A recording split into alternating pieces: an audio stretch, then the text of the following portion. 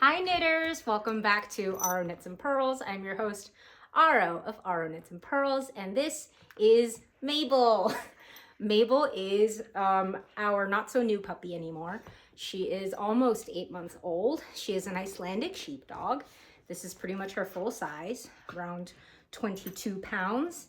And right now she saw a Kong because I tried to record an episode before, but all she was doing was just jumping on me, the yarn, the tree. So I have a frozen little enrichment treat, which she is fixated on. So I will throw that to her and she will go away now that you've met her. So yeah, I got a puppy. I got a house. It's a rental, but it's beautiful. I love it so much. I got a cat and I got engaged. I don't know if they'll let focus. Yeah, there you go. I love my ring so much. Sterling got it custom made for me at a local jeweler here in Salt Lake City, and I am completely over the moon. That's kind of partially why I haven't recorded in so long. I've really thrown myself into wedding planning because if you guys know me, I'm a little type A, and I wanted to just have everything planned before I can even think about just like living normal life. But the world is on fire. My job, as a result of the world being on fire, has gotten a lot more complicated. I work at a women's health organization and it is stressful. So yeah, but I'm back to knitting. I wasn't knitting for a really long time. The tree is up. This is just one of 3 Christmas trees I will be having in the home. The other one in the main room is 12 feet tall. I don't know what that is in meters. I can't do math, don't ask me to. It's really, really big. But anyway, yeah, I busted it out because I wanted something cheerful, something fun. I have had to remove my beautiful crocheted Icelandic snowflakes that I got from Iceland. And I got these at a little Christmas shop in Reykjavik, and there used to be a 5th one, but Mabel and Gandalf, our cat Gandalf, they are partners in crime. Gandalf ripped it off of the tree, or like knocked it off of the tree while we were sleeping, and Mabel destroyed it, ate it completely. I found like shreds of it. But anyway, these are beautiful crochet crafts, and I don't crochet. You guys know this. I do not crochet, but I love the look of them, and they are starched, so they keep their shape. And so I am going to put them on the giant tree because Gandalf will likely not be able to knock it off. Or if he does attempt to knock it off, we will hear it and be able to stop that little criminal. But yeah, so knitting. I wasn't knitting for a really long time. I'm trying to get right back into it, and it's been like a burst of energy for knitting. I think part of it was, you know, I've talked about this before in one of my very, very early episodes about knitting slumps, but it really does help when you do a little something that you can finish. I didn't do a little hat or a little mitten or a Christmas ornament like I would normally do. What I did was I finished these stupid sleeves. And I say stupid, they're beautiful. I love them. But this is the Juicia sweater, I don't know, by Verton Rose. And I was in the test group. And I feel really bad because this is one of those tests that fell to the wayside. I had the body done. I had one of the sleeves done up to the point that the lace needed to start, and I didn't start it. So therefore it sat banished to Sleeve Island for a very long time. But I finished like this one lace panel because I was like, I'll at least just finish the one sleeve. That way I can reclaim the sleeve needles. And then after I finished it, I was like, this is so pretty. And it went by so quick. This is actually a really large gauge. I think I used like 10s maybe, and this is just a fingering and Sari, so a lace weight held together. So you could achieve it with a gauge with a DK probably. But it's on a really large needle for the size that it is. And it was just done so quickly, probably 2 hours. And it's a lace chart, but it's just 2 sections. and they're quite easy to read once you get used to seeing them. Like if you're not super accustomed to charts, lace charting, you'll have a little bit more time because you're going to be looking back and forth at the little key they give you. But if you're any bit experienced with lace knitting, it will move quickly. And then by the time I finished this, I realized, well, I'll just do the second sleeve because I'm already doing it. So in like one weekend day, I finished the lace section and this entire sleeve. And after that, it's kind of been like, whoop, whoop, whoop, whoop, whoop, so much knitting. But yeah, so this is the Juzia by Vert and Rose. She is a size inclusive designer based in the UK.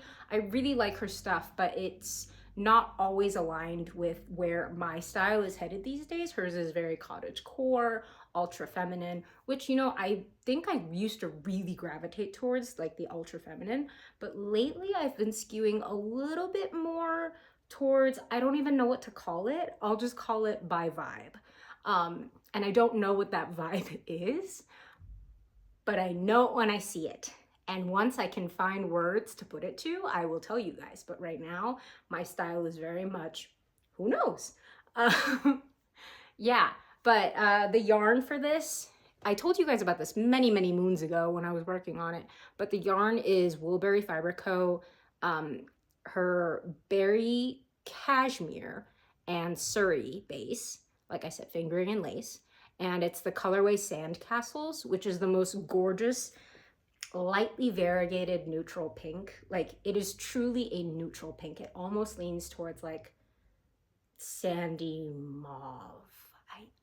Does that make sense? You'll know if you see it. Like, it's a tiny bit more pink than I think it's showing up on camera, but that could just be the way the screen is showing it. I have no idea. Sometimes I'll upload a video and I'll like watch a little bit of it to make sure it did it correctly, and I'll be like, oh wow, the colors actually do look fine. But anyway, so yeah, that's what I'm wearing. It was really nice to actually finish something. I haven't finished a lot in a very, very, very long time. And if you notice there's a slight difference in the background, it is because Mabel decided to swing by and mess with my tripod. So I've had to actually edit this video a tiny little bit. And since I figure I'm already editing a little bit, I'm going to add a time-lapse video. The first time-lapse video I've ever tried to do for this video series that I do of me trying to organize my new yarn room. My new yarn room has awful lighting. Personally, I hate it.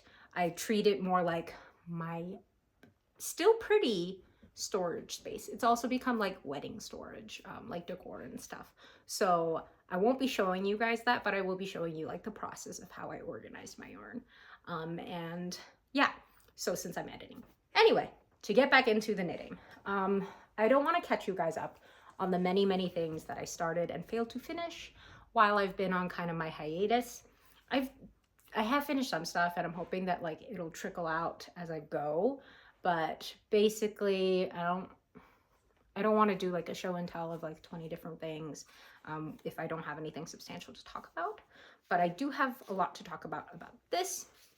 So these are the yarns that I've been using to work on this.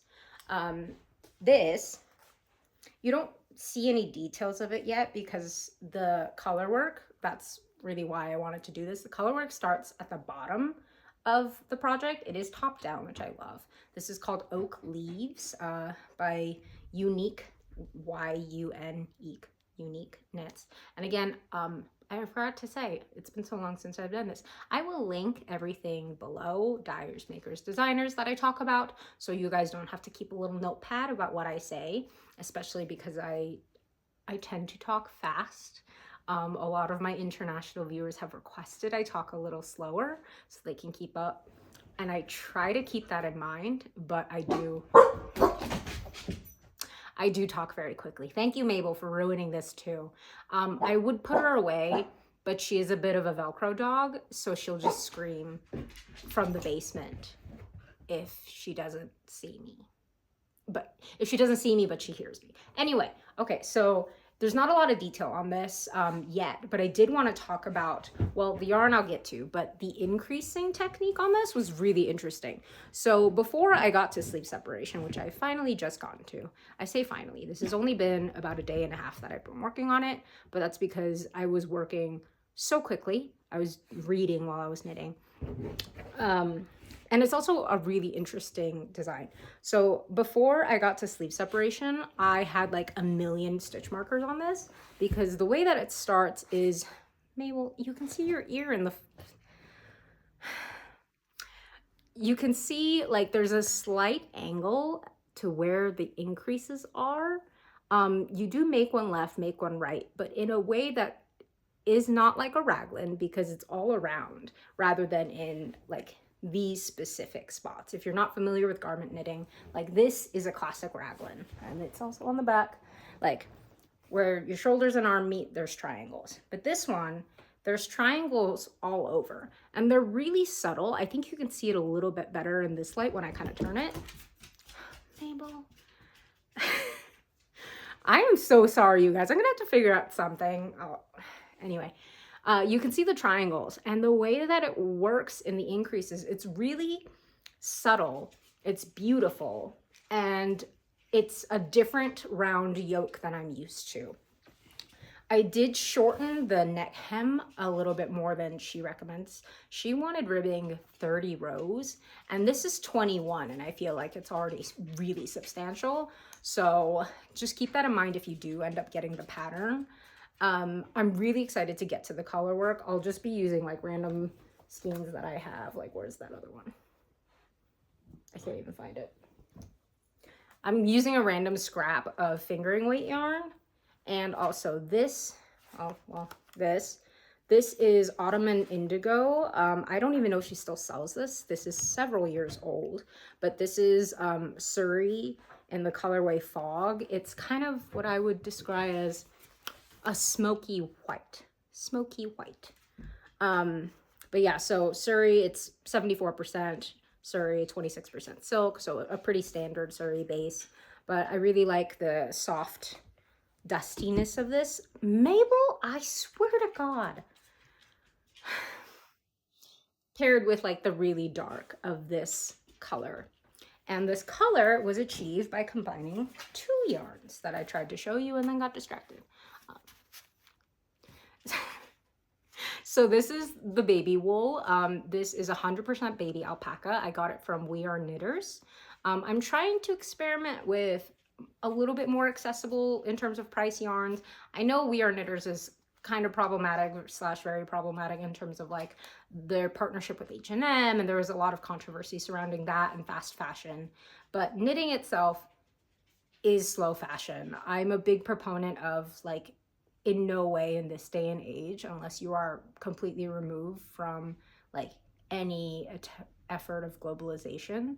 Like if you're watching this, you are not there because you're watching this. But anyway, like there's always something problematic about any type of consumption. And I don't want to shame anybody for looking for cheaper alternatives, especially because like when I was a kid learning how to knit, well, relearning how to knit, like I would use Hobby Lobby yarn because that's what I had available at the time. So I don't want to like gatekeep nice yarns. I don't want to turn my nose up at lower priced yarns or, you know, like get into the ethics of it. Like that's not me. That's not my job. I think there's plenty of yelling on the internet as it is, and I don't want to contribute to that. So like if that is a huge issue for you, like I'm sorry that I'm not a person who's going to take a fiercer stance on this. Like I feel like I get really like preemptively defensive, but like I am an attorney and I do in my job deal with a lot of crisis mitigation and risk mitigation, so I guess that like spills over in what I'm talking about. But anyway, this is the yarn, the baby wool, 100% baby alpaca. It's 123 yards a skein, which is, I had 6. That is nowhere near enough for my project. I just had it lying in my stash for a couple years. So now I'm finally using it. And I had this in stash, but I did not have a mohair to partner it with. pair it with. I realized that I don't have a lot of fingering and mohair combinations anymore. I used to have a ton, but now I've kind of used it all up or rehomed them. So I'm trying to experiment with different bases. So this base is new to me. This is Berenice. The colorway is Badian.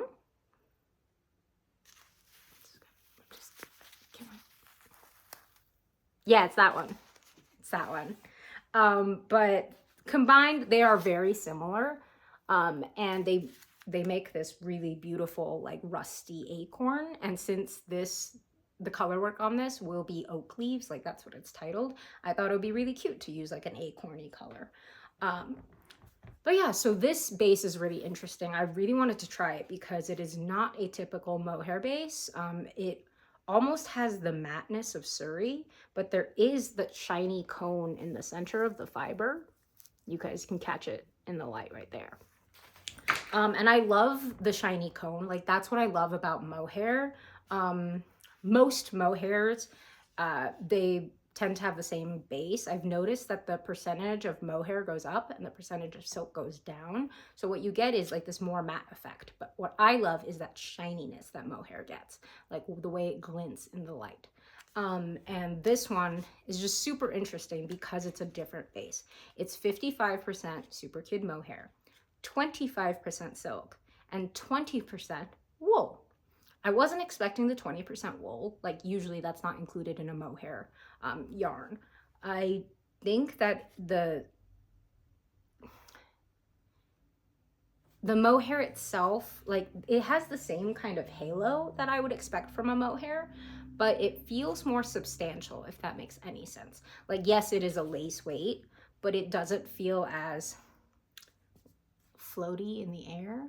Like sometimes when I like prepare, like get a really long working yarn going with mohair, it will like tangle in on itself and like float in the air if I don't like catch it. But this one feels a little bit more substantial. And I don't know if I'm doing a good job explaining it, but it is really nice to work with. And I think I might end up getting some more. I mean, I know I'm gonna need some more for this project because I did not get enough, but I'm really excited to experiment with it more. And I ordered this from Shop La Mercerie, which I did get to visit when I went to Flock. I intended to do a Flock episode to like redeem my feelings about going to knitting events after Woolen Folk, that horrible disaster that I talked about last year. But Flock was a wonderful experience, and I feel like I missed the boat on that. So I'm probably gonna wait until next year. Just to like get you guys amped up about Flock because it really was a wonderful experience. It's in Seattle. I had an amazing time. That's where I got engaged. Like not at Flock, but like right before Flock. So anyway, yeah, I highly recommend this yarn. I actually really do recommend the We Are Knitters one. It is very soft. Like I know it's 100% baby alpaca, so I should have expected it, but it is very soft and it's not itchy, where I find a lot of alpaca, like it tends to have a lot of fluff to it, so it can get a little itchy. Like this is just really soft, and it's almost the exact same as I would expect from a merino yarn.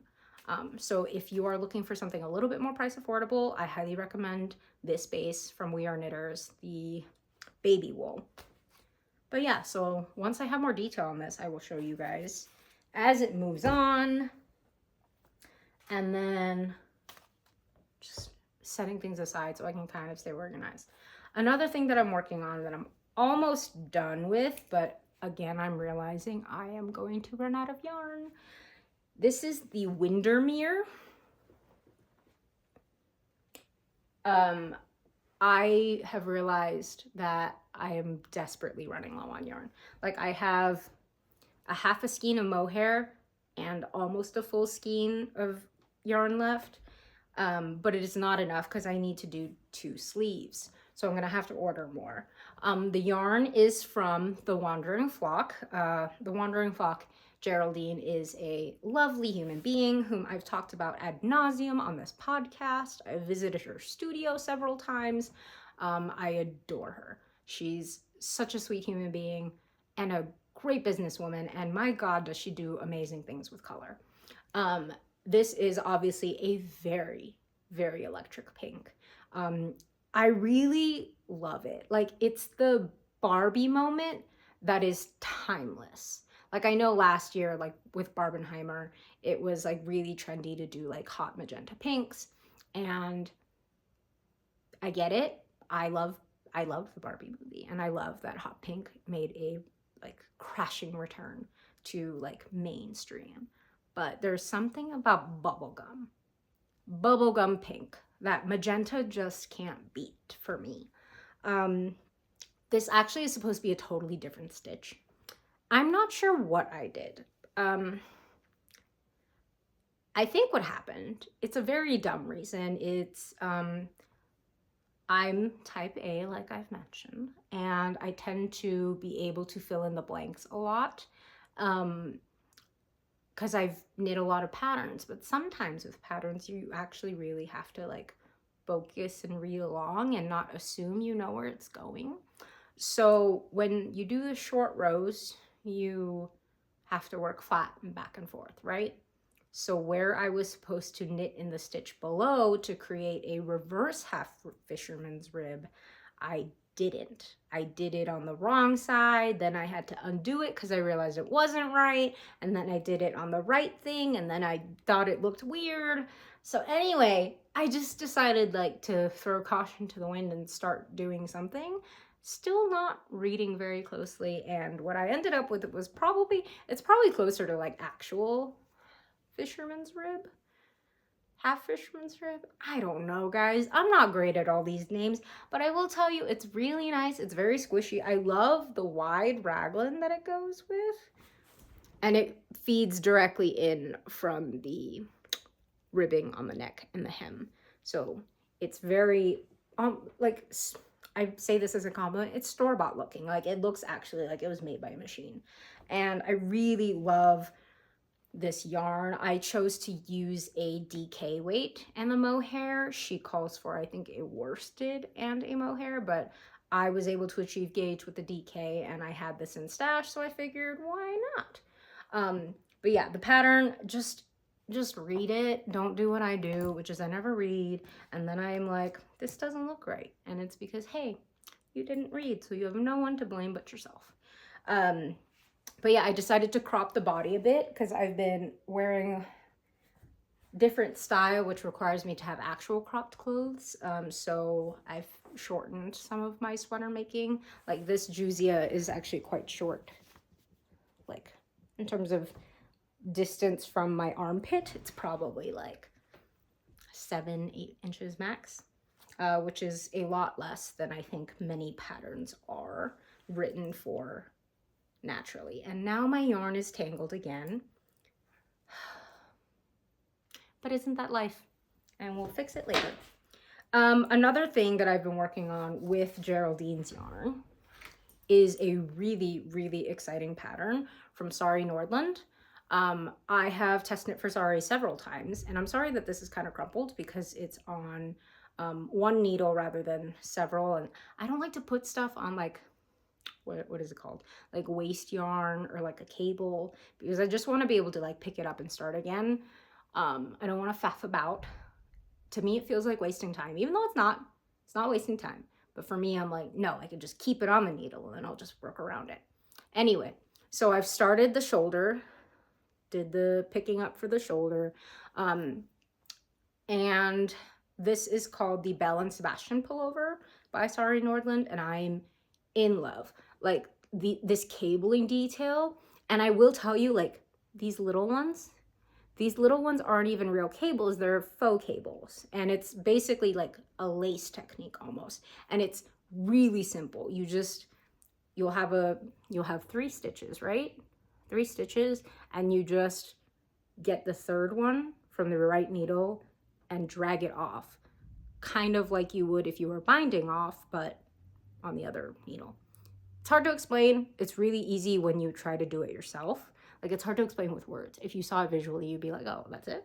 Because that's what I was like when I looked up how to do it again. But it's really gorgeous.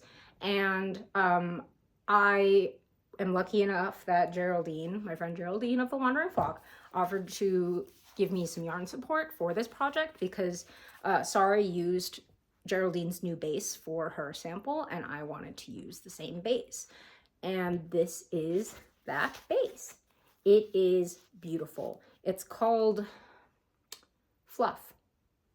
The base is called Fluff, and it is 35% baby suri, 15% wool, and 50% cotton.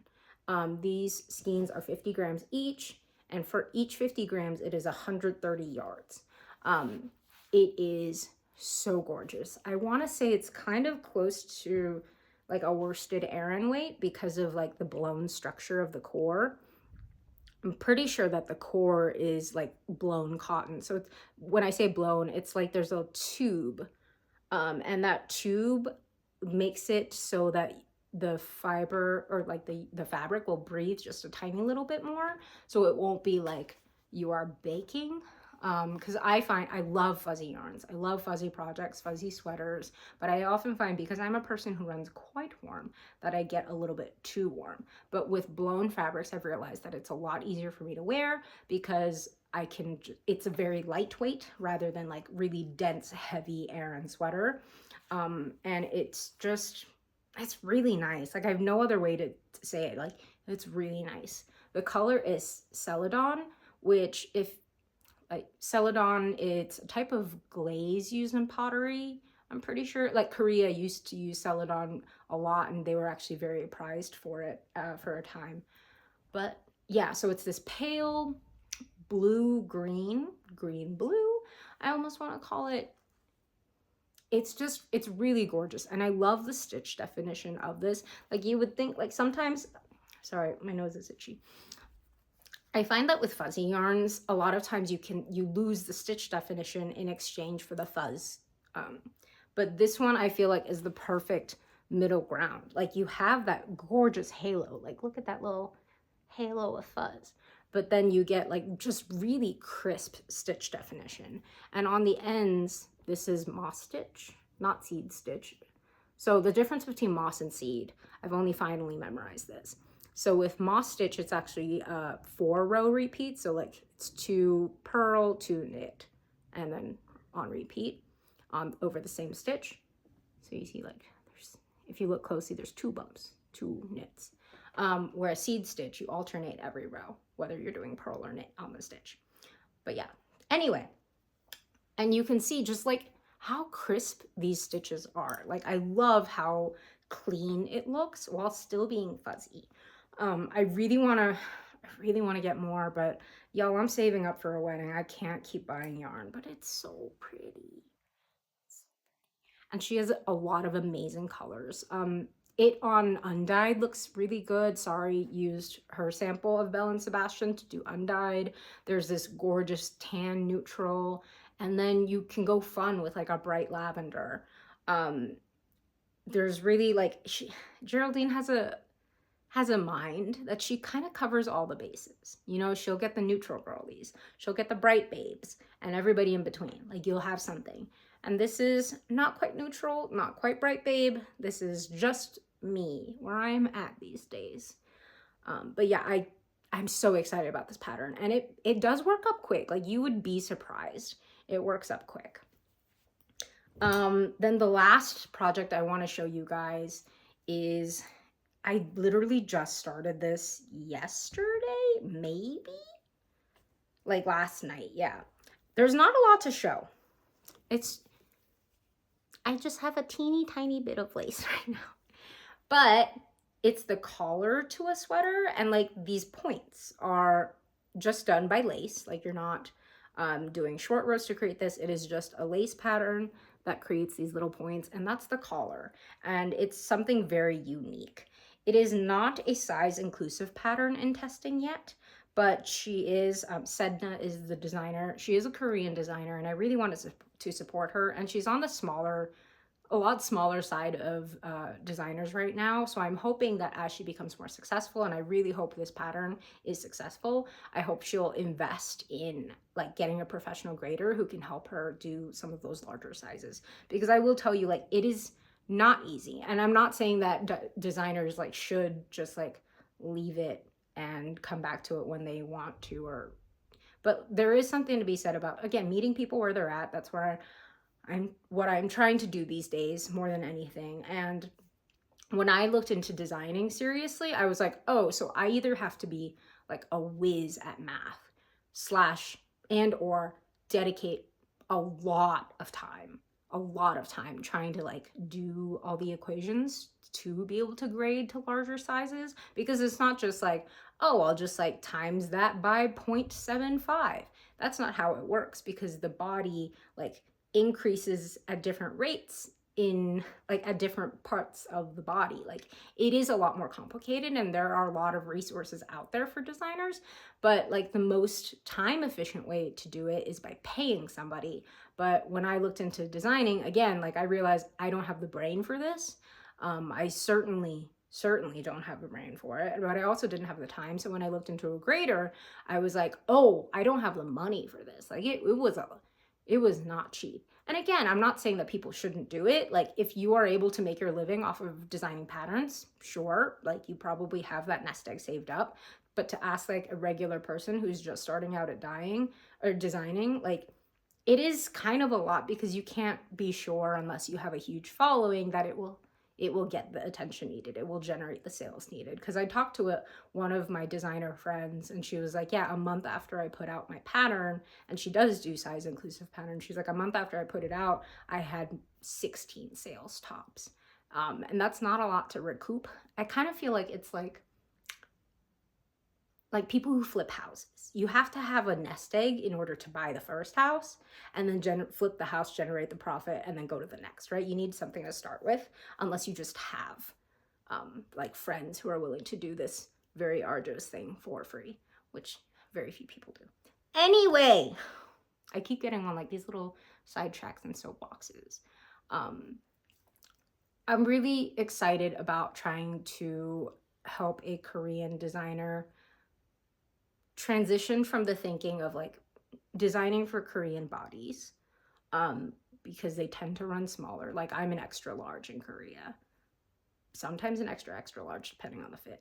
So like the standard for like body shape, body size is obviously very different. So I'm hoping eventually Korean designers will kind of acclimate towards Western standards of accommodating larger sizes.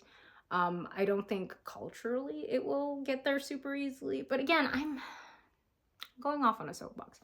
Anyway, the yarn I'm using. Oh, the pattern is called Red Berry, and that's because there will be baubles that are basically like berry shapes, and it makes me think of the holidays. So I tried to find the truest red I possibly could. And when I mean true, I really mean true, because this is called the True Colors line from Sunday Fiber Co. I've talked about Sunday Fiber Co. at least several times, but this is one of my favorites from her. It is just a solid red. The colorway is called Red My Mind. Red as an R-E-D. So it is a true, I say true blue. It's a true blue red. Like, it's bright, it's cheery, it's very holidays, and this base is new to me. The pattern actually calls for a DK weight, but I wanted to use stash, so this is actually a sport weight, and it is 50% Sari alpaca, 50% merino, and this is 328 yards per 100 gram skein. And there's a slight halo from the 50%, but it just feels good. It doesn't feel like a rustic yarn, but it's reminiscent is the best way I can describe it. Like it just feels like the winter sweater you want to grab when it's snowing outside and you want to stay in and drink some hot cocoa. Like that's the vibe that I want to replicate in this particular knit. Yeah, I love the color. I think the design is going to look really good in it, especially those little bauble berries. Yeah, so I realized this episode isn't super long because I didn't want to, do a show and tell. And I know I got off on tangents a lot, so I'm sorry about that. I can't guarantee the next time I will record, considering the holidays are right around the corner. American Thanksgiving is in a couple weeks. I'm visiting my father next week. Then it's Christmas holiday, and I am hosting Sterling's family. I'm hosting at our house. So I will be cooking American Thanksgiving dinner as well as Christmas dinner, and it's a lot. I've never hosted before, like that large of a group. There are 10 adults, 2 babies, 1 toddler. So it's quite a lot, but it's gonna be a lot of fun. I hope wherever you are taking care of yourself, that you are taking the time you need. If you are in a little bit of a slump like I was, take your time, don't feel rushed. Don't punish yourself for not making, because you can make some peace with the fact that you're not, you know, keeping your hands busy producing something. Like, it's totally fine. If you really want to get out of it, I recommend, like, pick up something that you haven't touched in a while that just needs a little bit to finish, or pick up something completely new, like very small, that will give you the momentum you need to keep going. Or like I said, you can just chill. I'm really glad that I did sit down to do this, because it's not that hard once I do it, but it's a bit of a mental block. I don't know, I guess I get like really preemptively defensive. Like I talked about, I'm an attorney by training. I do compliance now, so it's all about risk mitigation, and it's just a yucky time. Just a yucky time. But my corner of the world is good. My little corner, and you guys can be part of my little corner too. And I hope your little corners are good too. Because when all of our little corners meet up, maybe we'll be in a safe place. So yeah. I will see you guys when I see you. Happy knitting. Please check out the designers, dyers, and makers that I will link below. And I will see you guys very soon, I hope. Bye.